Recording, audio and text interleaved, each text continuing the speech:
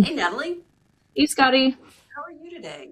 Doing great. How are you? I am good. I have a question for you. I have a little brain Okay. teaser. All right. Do you know what the second largest search engine is on in digital right now? Ooh, that's tough because I know YouTube and TikTok are very much up there, higher than Google. But I'm pretty sure those aren't the dead ringers of what's next, right? Google. It's Google, and then it's Google. Pinterest. Pinterest, Oh, tasty surprise. yeah. Yeah. Pinterest gets billions of searches a day. Hmm. And the reason is because you can do image searches.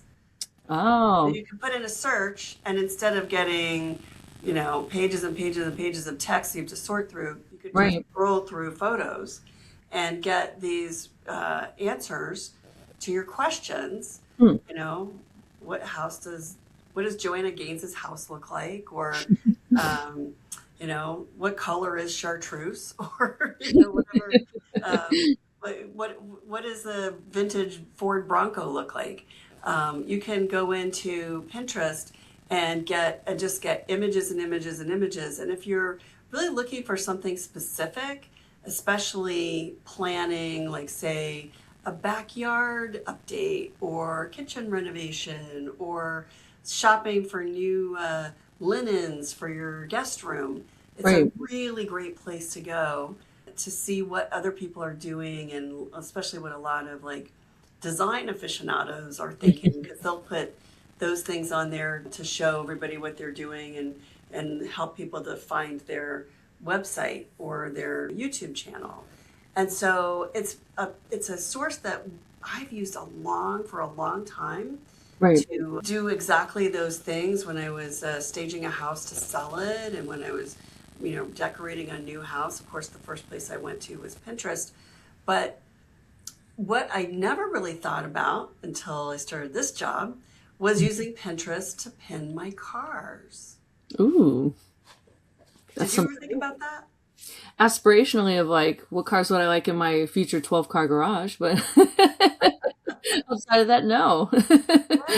Yeah. So, so it was kind of a surprise to Mhm. find that people actually do go to Pinterest and they do a lot of searches for Huh. their cars, especially women. Wow. Especially women. And so, that's been a really nice benefit for us as a Girls Guide to Cars, because we actually see quite a lot of our traffic coming from Pinterest. And we see when we pin our stories to our page, and we pin a lot of our stories to our page, we'll find that people will pick up those pins and share them. Either they pin them to their own boards or share them with other people, or leave a comment, Hmm. maybe asking for that type of content, or asking a follow-up question. So it really provides a lot of services to us as a publisher, as not only a way to share our content, but also a way to connect better with our audiences, especially those people who are looking for a new car. So that is my intro to today's conversation, which was a real big surprise, by the way. The intersection of social media and automotive has been a pretty cool place to see auto companies tell their stories, and to see auto publishers like us tell their, like, kind of give a preview of what's going to be on the site or what's going to be on our YouTube channel. Right. um, but what I didn't expect was what Kim Blommer had to tell us about her career working in social media, focused on automotive in Detroit, and how she got started. And I'm not going to give away any more than that, because it's a really cool story. So, with that, let's go to the conversation with Kim Blommer from Pinterest.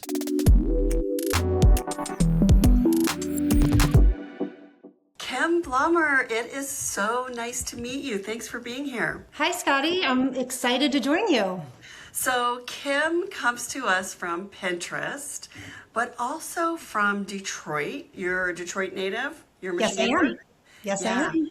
And so you grew up in the auto business, but you also are part of one of the most important, most influential social media platforms.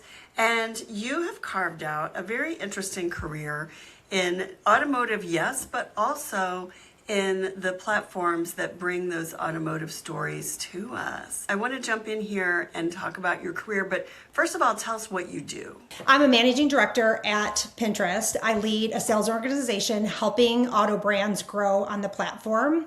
My role specifically is to set strategy, to help grow revenue for the platform, and to help clients solve large business challenges that they're facing with their business.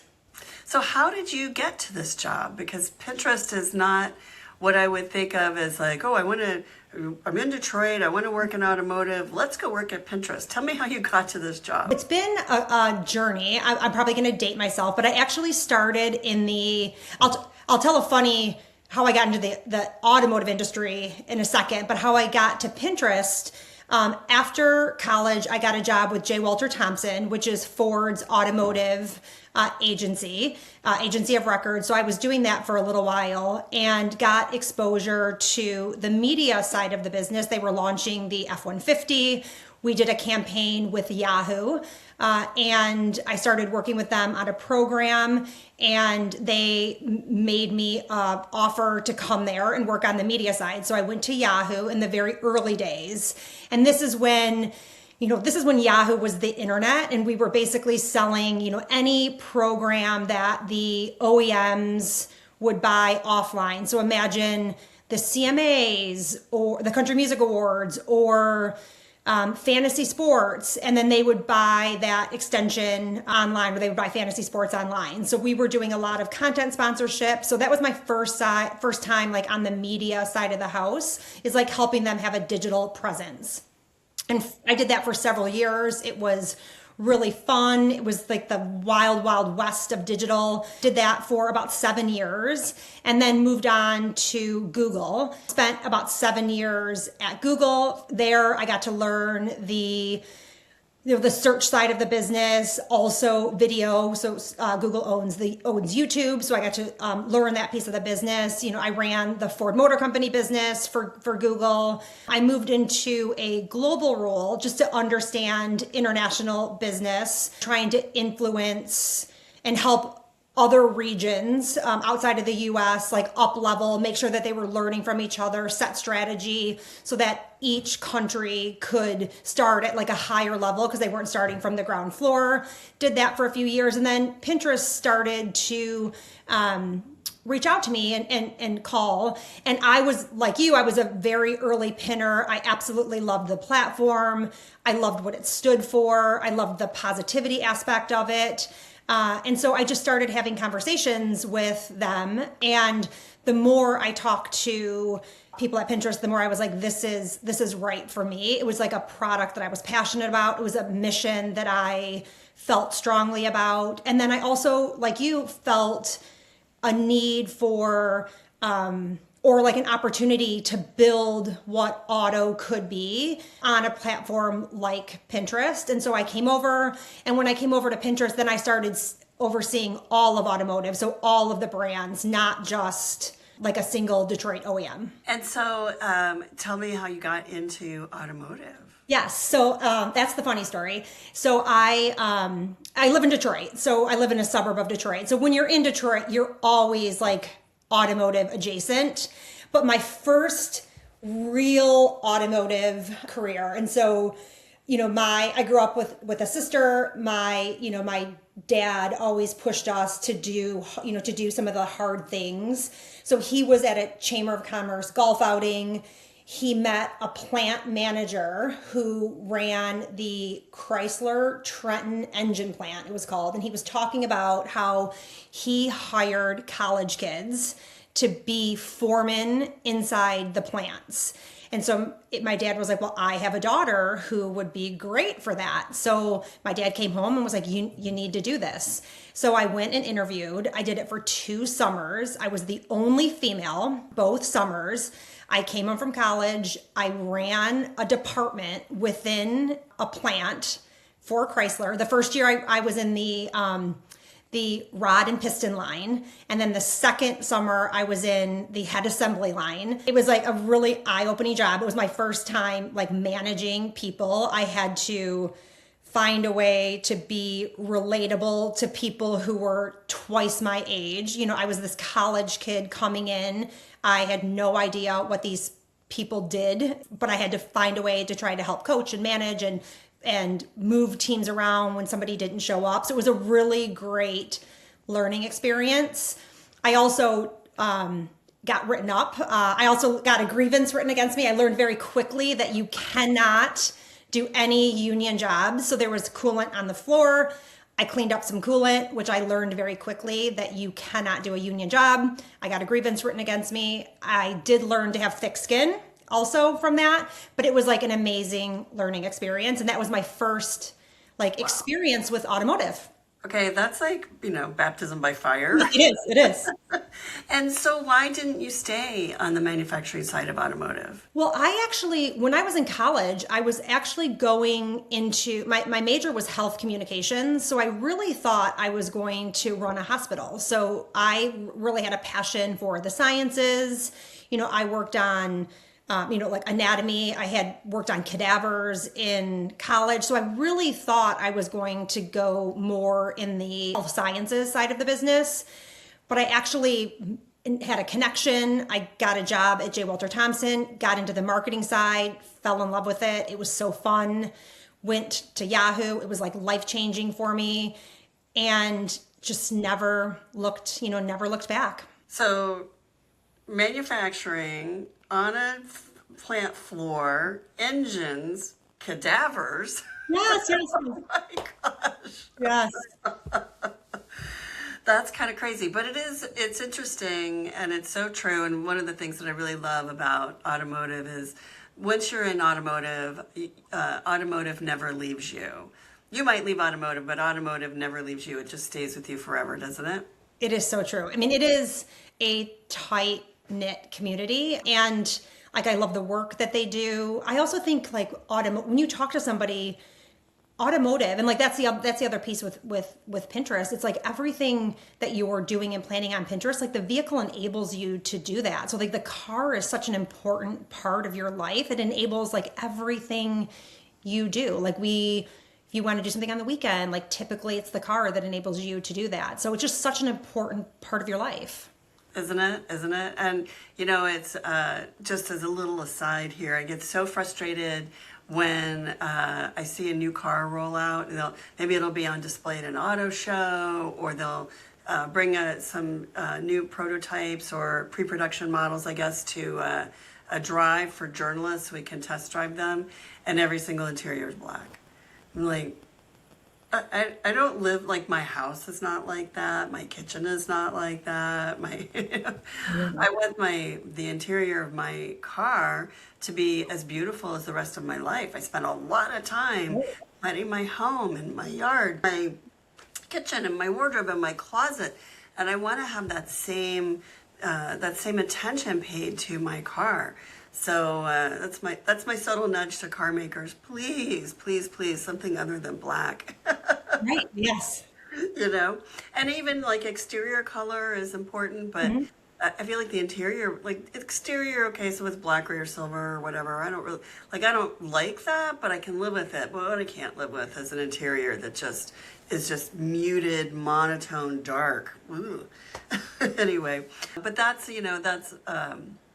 one of the things I love about Pinterest is you can go there and get so many creative ideas. But I'm getting ahead of myself because I do want to talk about Pinterest. But I have another question for you, kind of going back to the start of your career and everything that you've done. So you really did get a start in a very male-dominated area. And you talked about having to learn to relate to people who are older than you, not like you. What else did you learn that you brought forward through your career about working in a male-dominated industry? Yeah, I do think, you do hear, there are elements that I actually think you can learn from male counterparts. I had very early on, I had a leader in my career where on the media side, you can start out with like more on the execution side, and then you move over to the sales side where you're more forward looking on the business. And I had started on the execution side, and a role opened up for me, which at that time was a promotion to be more forward looking. And I had a male manager who reached out to me, or he led that side of the house, and he said, I want you to take this role. And I said, oh, I'm not sure I'm ready. Actually, I have a lot to learn in my current role. I don't think I'm ready. And he was like, no, you're ready. And I said, but I still have things to learn. And he's like, well, you can learn those in your current job. And so for me, like what I think there are things that we can learn from men. And like that is, he was like, you don't have to have all the skills to take the risk. Like just do it. Like you will learn in your role. You don't have to, you can like take that risk and you will get there. Like don't have any self-doubt. Like fake, the whole like fake it till you make it. Like that's okay. Like you will learn those things in the role. And so like that was like a really nice takeaway that I learned from a male mentor. For me, like I've been successful just being like authentically who I am. And, like I don't try to act like one of the guys to be successful. Like I'm not, and I don't try to be. And so like I know a lot of times, like very early in careers, like there has been like, well, you just sort of have to be like part of the boys club. And I just didn't do that. Like I just am who I am, just authentically who I am. And that's proven to be successful for me. So where I can learn from male counterparts and grow in that aspect, like less self-doubt, just like inherently men typically have less self-doubt. They'll go into roles when they have maybe less of the qualities needed for that role, and like they'll just figure it out, where women are like, well, I want to make sure that I can actually do it. That very early in my career where the manager said to me like, no, you will learn in the job, like you can do it. I was like, okay, I'm going to remember that in my career. And so I've just like tried to take some of those points from like male role models. But for me, like I've tried not to be like just, you have to be one of the guys to be successful. I've just really tried to stay true to who I am, even in male dominated fields. I love that you say that tell the story about your boss who said, no, you can learn on the job, and don't be afraid that you don't have those skills yet. Because I think you're right. I think women are afraid and men are not. And that's a huge difference between us. And I think it's a huge difference actually in how we're taught to approach things. Men are kind of taught, just, project that image of competence and confidence and you'll be fine, right? And so they know that they're smart enough to figure it out. And we know we're smart enough to figure it out too, but we think we have to have proven it before we get there. And I think you're totally right. And I will say, in my experience, figuring stuff out on the fly, and you're going to make mistakes, but you're also going to learn from those mistakes. And that's what growth is. That's what and that is, I think, where also our skills become much more visible. People see that what we're capable of doing. So I'm glad that you mentioned that. I think that's something that a lot of women still feel, that intimidation. Oh, I don't have that skill yet. Well, you'll get it. So talk about, you touched on mentoring.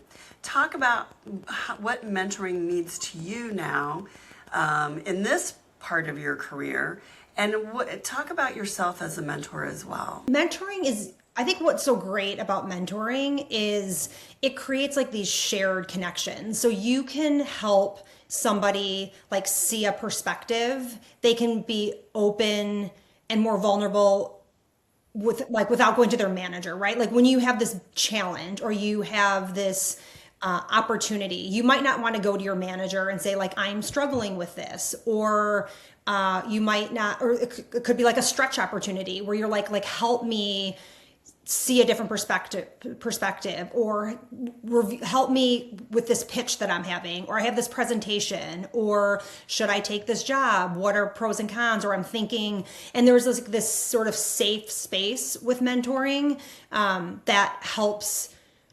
I think people grow. It helps people grow. I think sometimes mentoring and even leadership, even like really strong leaders, which I had said earlier, they can help you see qualities in yourself that sometimes like you don't actually see. They can help you figure out like some of what your strengths are. They can also help you figure out areas where you need to work on elements. And so sometimes it's hard to get that feedback from your manager to say like, okay, I would button up strategy, or I would button up delivery, or I would be more concise. But if a mentor says it to you, like, hey, this pitch is really long and the message is getting watered down, like I would focus on 3 or 4 points. Hearing it from a mentor is very different than hearing it from your manager. So it creates a safe space. It's also, it can help people just be better and grow. And so for me, as like, again, as I've getting more mature in my role, I do think it's important to like bring the next group of people, and as a leader, like that's important to me as well, is just to have it like bring leaders along like the journey with me, and even they're not on my team, just future leaders, to make sure that I'm sharing knowledge, perspective with them, so that like the next group can learn from, and I can help the next group with what they want to do with their careers. So what do you look for in someone that you're going to mentor? How do you choose those people, or do they choose you? Like, what does that look like? Yeah, I mean, I think it's a combination of both. Like I've had situations where, I've come across like young talent that I'm like, wow, this person is going to be a future leader. And like, I'm drawn to curiosity, I'm drawn to approach, I'm drawn to like the questions that they ask, and I'm like, you can just tell that this person is like going to be, like I said, a future leader. And so like in those situations, like you want to help those people. I've also had in companies where you've been assigned people, and then you coach the person that you're assigned. I think the best mentor-mentee relationships are where both get something out of it. I have somebody right now that I am working with at Pinterest, and I'm always impressed when I meet with this person, because he actually comes to the session and he'll be like, oh, I read this thing about auto. And like he's on a different vertical. He doesn't work on automotive, but like he like does a little bit of homework before the meeting. So he doesn't come and say like, I have all these problems, help me solve my problems. Like he tries to create value for me as well. And I just think that that's, and I think that that's really important. I try to do the same thing, like with my managers or my mentors. I try not to come in and just like unload, like I have all these problems, help me solve these problems. I try to make it like a two-way street where both people find value in the relationship. It's interesting that you talk about doing your homework, which I think is something that, or doing a little extra homework. I think that's something that people don't really think about. They want to come to a mentoring relationship with, here's all my problems, just help me solve them, right? And not thinking about how do I create a stronger, more meaningful bond with this person who's going to help me.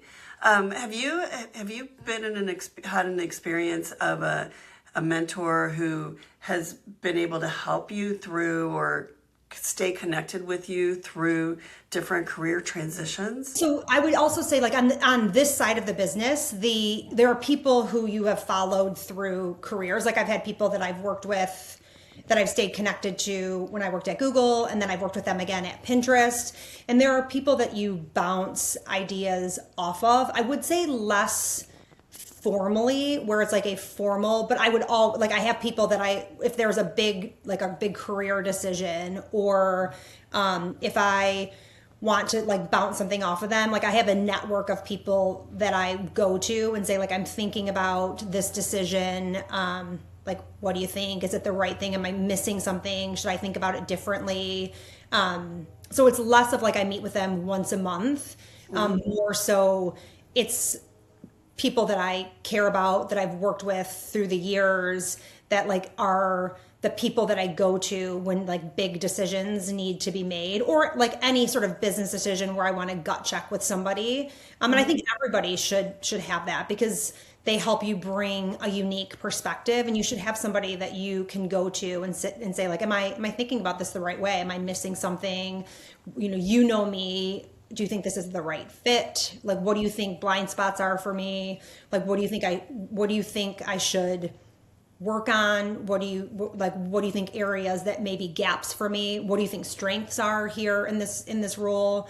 And so like, I think you should have a handful of people that you can go to. And I do have that. That's amazing. I love how you, thank you for spelling out those particular questions too, because I think that is something that sometimes we know we need to go and find that person and get their opinion on things. And then we don't know what's next. Like, what should I be asking? What should I be prompting them with? And so that's very helpful. Thank you for sharing that. And so my next question for you though is, what advice would you have for people who are looking for a career either on a social media platform or starting a career in automotive? First of all, if you want a role in social media, like, you should use those platforms. I remember when, I was at Yahoo or at Google, people would apply for jobs at Yahoo and then not have a Yahoo account, or people would apply for a job at Google and not have a Gmail account, or people come to a Pinterest interview and they actually don't use Pinterest or don't know a lot about it. So I would say, like, again, we talked earlier about do your homework, but these are the very, very basics. Like, if you are going to apply to any of the social media platforms, if you want to participate, like, you should use the platform. Like, you should have a point of view on the platform. You should use those. And so like that's the very basic. With auto, same thing. Like, you should know the brands. You should know the vehicles under the brands. Like, you should do some homework. Like, these jobs don't just come to you. You also have to do some networking. You have to meet people. I have people who reach out to me. I went to a smaller school in Grand Rapids, Michigan, and I have people once in a while reach out to me and they're like, "Hey, I saw you went to Grand Valley, and like, will you meet with me?" And I'm like, "You know what? I'm going to meet with you because you are a go-getter and you've randomly reached out to me because you found me, because again, it's a pretty small school, but I mean, you found me on LinkedIn and you were, you took the initiative to like try to get time with me." And so like, I would say like, those are the things. Like, if you want to go to use those platforms, like, have a point of view, and you have to network And do your homework. Yeah. Yes. LinkedIn is such a great Yes. tool for that. And every now and then I hear somebody say, "Oh, well, I'm not, I don't need LinkedIn or whatever." And I think, wow, you are really missing the point. Right. Because it is such a great connector of people in a way that some of the other social media platforms where you can connect with people are heavily gamed, and LinkedIn feels less so. Right. So it's I'm a huge fan. By the way, anybody who's thinking about their career, if you're thinking about you want to be a part of these different worlds, or you want to transition your career from this thing to that thing, LinkedIn is the place to do your research, because you will learn so much. So let me ask a couple of personal questions, and then I want to talk about Pinterest. But so you've had this career in media, but also in automotive. And careers like yours can be all-encompassing. They can require a lot of personal sacrifice, travel, and long days, and things like that. And a lot of times our families, our parents, our siblings, our dogs can make us feel a little guilty about, missing that family picnic or not getting to that graduation or whatever. What do you want people in your life to take away from your career? Yeah, I try really, man, I try really hard to be at the things that are really important. And so, I'm very close. I have a sister and I have nephews and I have my parents and my husband and my in-laws and my dog. So like things that are really important, like I do try to make those non-negotiables. And I am lucky to work for companies that have tried to prioritize, some sort of work-life balance and where those things are prioritize those. But that is said, like I do jump on planes. I have teams in New York and Chicago and LA. So I do travel, but which means I am on the road. But where things are really important, I do try to be there. Like I try to catch my nephew's baseball games. I try to be there for the important things. But I have to balance that with work. Ultimately, I work hard. I would say like I've always been, I talked about like I went to a small school. It was like a state university. You go to Google and these are like some of these people I got in like after they sort of loosened the restrictions. Like for a while it was like Ivy League only, and then they kind of loosened the restrictions. And so, for me, I was like, that's cool. They went to these Ivy League schools. I'll just work harder than them. So for me, it was, work really hard, hustle, be authentic, trust is super important to me. And so like all of that means like I have to work really hard. But I will be there for the things that are really important to me because that's what I want to do. Is like family is very important. That's why I've stayed in Michigan. My roots are here.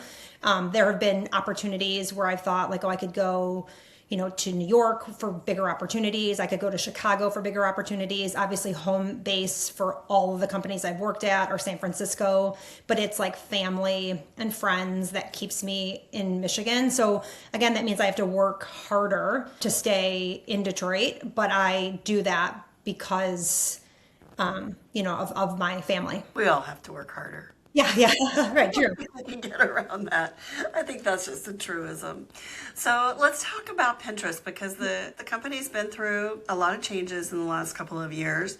Our industry is going through a lot of changes right now, especially with AI and all the AI generated content. And a lot of companies are trying to parse that world and understand where's AI right and where's AI wrong for us.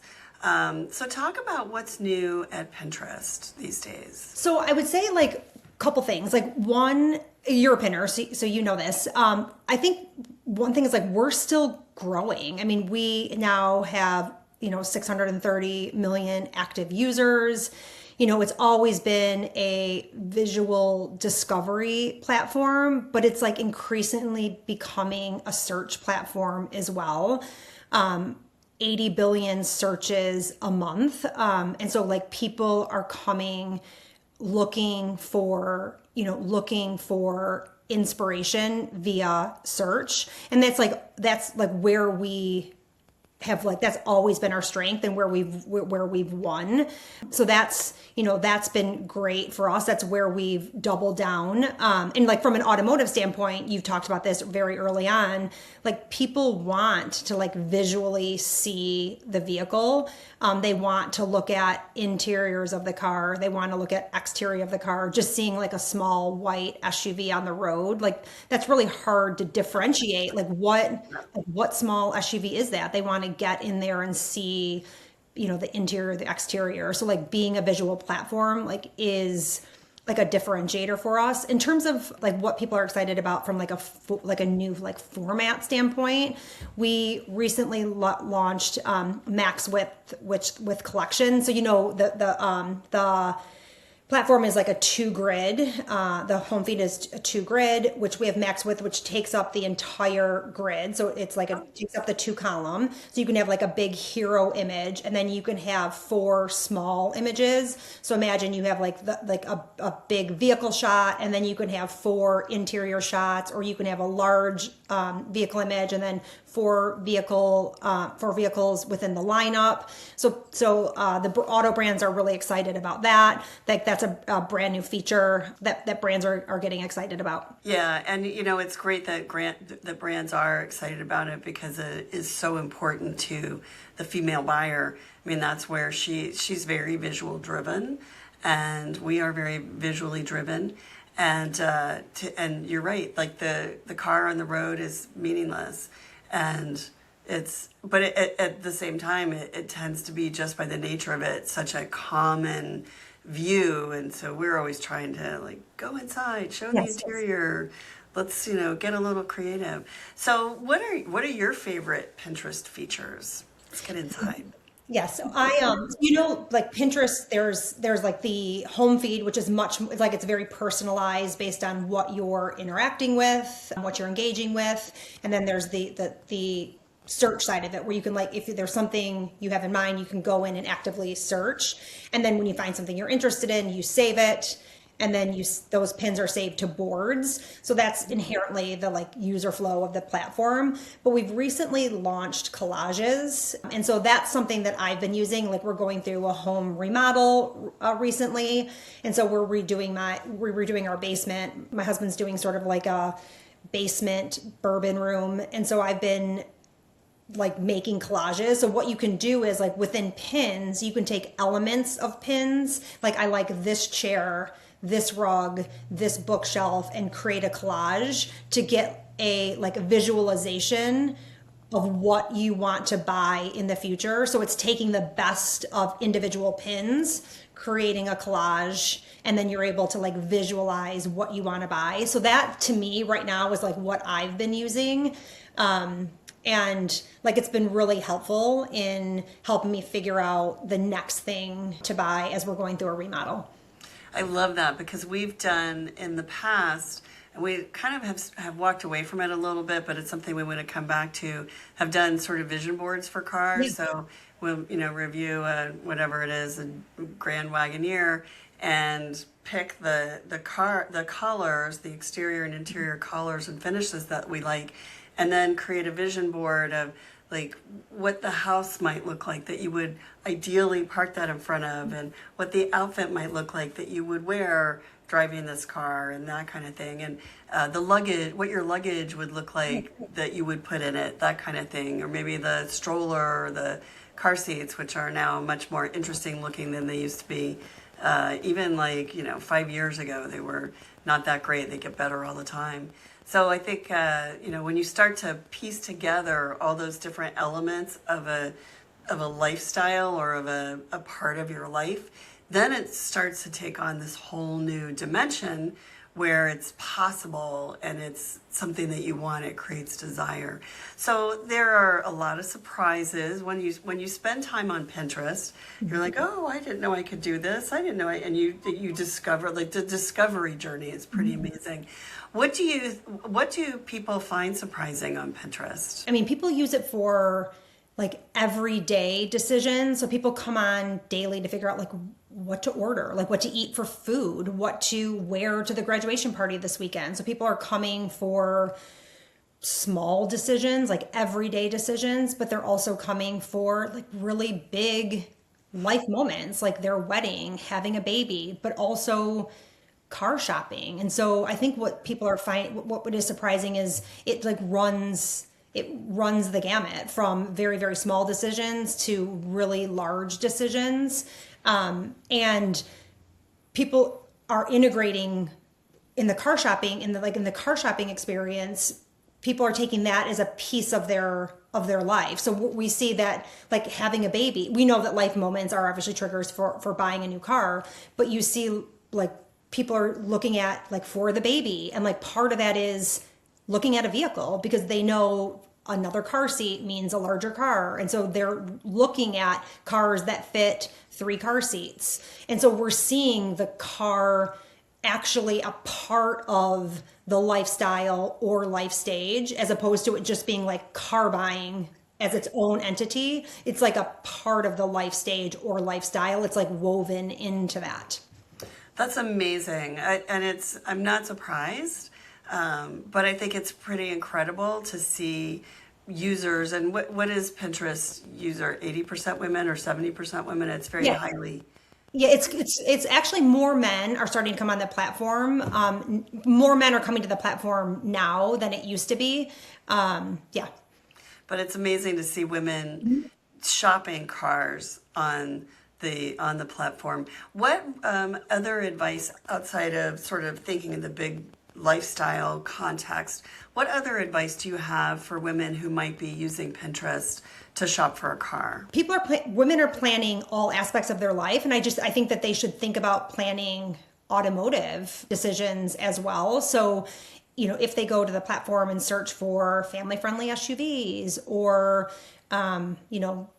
my eco-friendly cars. I think that they're using it already today for most life decisions. Getting them to think about using it for automotive is like a natural extension of a user behavior because they're using it for everything else.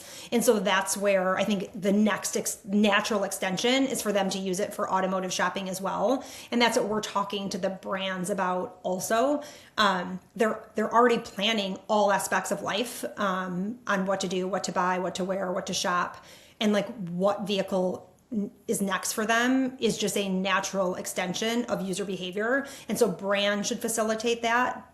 But the consumer should also be thinking about that as well. And so the other side of the coin, what specific advice do you have for car makers when it comes to showcasing their products on Pinterest? Yeah, I mean, the nice thing about Pinterest is like brands are additive. When people come to Pinterest, like the brand is the authority. Like if I think about myself, I mentioned the remodel when, when I look at we also did a bathroom recently and I wanted like a moody color. And when I see like a dark green and somebody tags the color, I'm like, I'm not sure that that's the actual color. But when Sherwin-Williams says this is the color, I'm like, okay, it's actually the color because I believe it, right? It's Sherwin-Williams. Or we were in market, we were in market for a new vehicle recently and we needed towing. Like if somebody tags like, this vehicle towing this boat, I'm like, I should probably make sure that it can actually tow that. But if the brand, like if Ford or GM or Toyota is talking about towing, like you believe it. So like brands are additive to the platform. So I would say, brands should create compelling content on the platform that's tied to like, people buy cars that fit their lifestyle. And so features of the vehicle that enable them to live the life that they want to live. So features like if they have a dog, like a hatch that fits their dog. If they need 3 car seats, show how 3 car seats fit in the back of the car. If they're into gardening, show that mulch and flats of flowers fit in the hatch. So there's ways to make the content really useful to show that people know that like this vehicle's right for me. It will enable me to live the life that I live, and that will help me choose the vehicle that I need. So I would say like create useful, high quality content that shows like use cases for the car and how to like leverage features of the car. Yeah, solutions and how-tos. I think in our experience, those are the articles when we publish just on our website, but then also when we share across all of our platforms. That's the content that gets the most time on page, that people spend the most time with, because they need to know like what does this tow hitch look like? How do I connect it? How do I, going through all the steps and actually seeing that. And Pinterest is such a great place to find that. And I think in our experience, people are going there for that kind of content, not just the pretty pictures. Right. So last question, actually it's a 2-part question. So what was your first car? My first car. Well, so the first car that I bought, like when I got a job. So I was not a kid that got car. Like I didn't get a car until college that I was a used car that I leased. So the first car that I used car that I got was a Mercury Topaz that had the automatic seat belts that came down. Oh, The first car that I purchased with my own money when I got a real job was a two-door Blazer, red, that I was so proud of. wow. That's amazing. And what are you driving now? Right now. So now because I call on all the brands, so I'm always I always feel bad about what I drive. So right now I've always been, because I grew up a Ford I've always worked on Ford Motor Company. I've always had Ford. I used to have Ford vehicles. Now I call on all the clients. I had a Lincoln, and then I recently turned it in for a Jeep Wagoneer because we have a lake house, and so we tow a boat. We have like a four-wheeler that we have to take in for service, so we needed a vehicle that we can tow. So I turned in my Lincoln MKX or Nautilus, and then got a Jeep Wagoneer. All right, a Jeep Wagoneer. That's a brand that's going through a transition right now with the Wagoneer.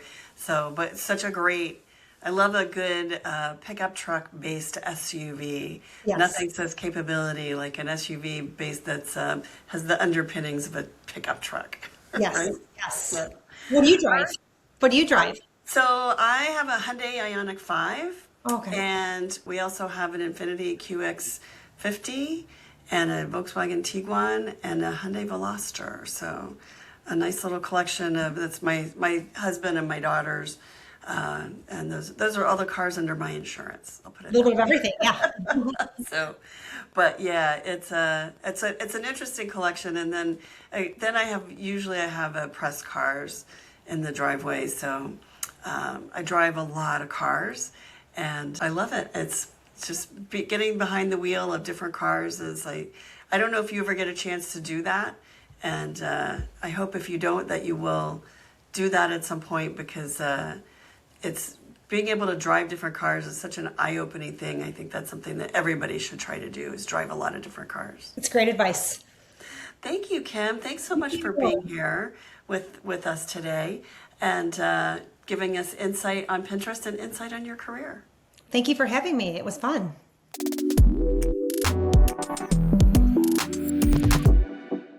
Ooh, Kim has the good secrets that are not so secret anymore with the new tools.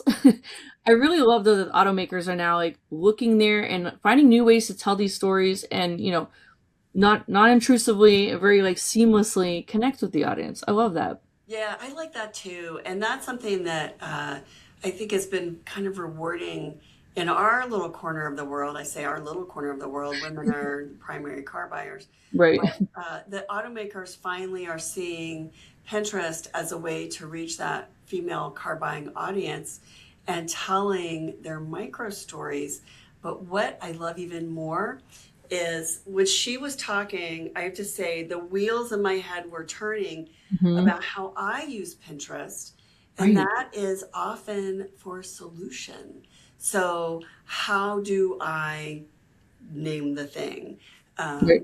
Whether it's unclog the kitchen sink, or install a light bulb, or turn on voice activation in my car, I can go to Pinterest and ask that question and get a how-to. And so maybe it's not even a how-to of a little video that shows you how to do this, which is what YouTube does. Right. And it's frustrating because what I don't love about YouTube is it will take my 10 minutes and make me sit there for 10 minutes through one video only to find out I didn't answer my question. Right. You know, So so frustrating. the algorithm or the search bots did not, maybe it's partly me, I didn't really ask the question the right way, but oftentimes the key search terms are not addressed in that video. And so if that creator didn't add the timeline, Right. then I may have to sit there and watch the whole thing to see if he actually answers the question. And I say he, because I feel like it's always, how do I hang string lights, or how do I do this, or how do I do that, or trying to fix something. And, there's always some guy who's a DIY guy who's done it and shot the video. And then I spend all this time watching this video to find out it doesn't answer the question. No step. see the photos. You can see the whole photo journey, or that's a possibility. I can see what, what this button is. What does this button do in my car? That's always my question.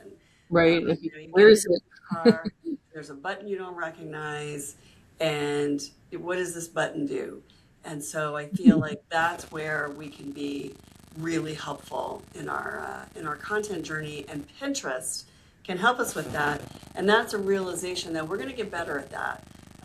The conversation with her today was eye-opening, and I think our work is cut out for us, Natalie. We need to get better at this. Oh yes, photo tutorials, the tips step by step, and even the new collage feature. Everything is just so exciting because it's not just a vision board anymore. It's like, storytelling in real life and things that you need, snapshots. I don't have to pause the video and guess. Like, it just takes all that out and makes it very seamless for us. I'm like, thank you.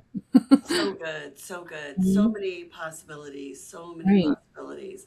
And I think we need to get on that. So you guys look for more from our Pinterest page in the near future, because that has just moved to the top of my list thanks to that conversation with Kim Blommer from Pinterest. And by the way, I know at the beginning of this we talked about that secret.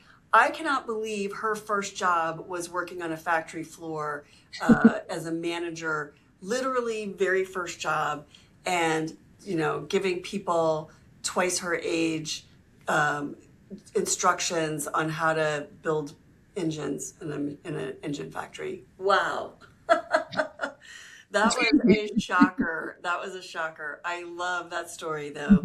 And I love that she brings that true, authentic, automotive, blue blood representation to this world, understanding. So she really can understand what that cross section is between what we do, automotive content, what automakers do, selling those cars, and these social media platforms, now Pinterest, being able to help better tell those stories. So awesome.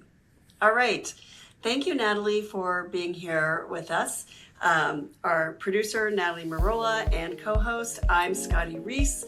Be sure to subscribe to us right here where you're getting this podcast or wherever you get your podcasts. You can find us on Spotify, find us on YouTube. There is a link in the navigation bar on our website, so be sure to subscribe. Thank you very much to our editor, Steph Howard. Our music is by Envato Elements, and we'll see you next time.